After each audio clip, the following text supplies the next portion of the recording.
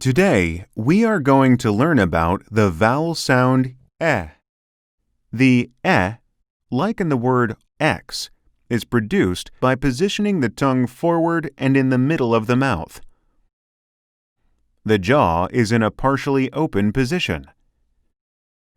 The corners of the mouth are pulled to the sides, making the lips retracted like a slight smile. The eh is lax and short in duration, just like this. When you produce the correct eh, you can feel vibration in two places. These are in the vocal cords and at the tip of your tongue in the front of your mouth.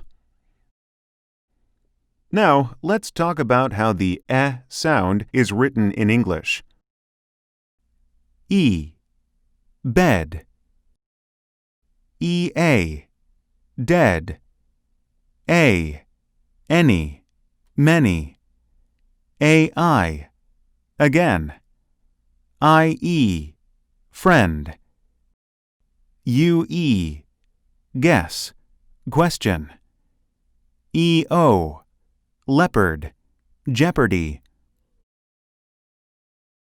Then, let's practice the eh sound in words.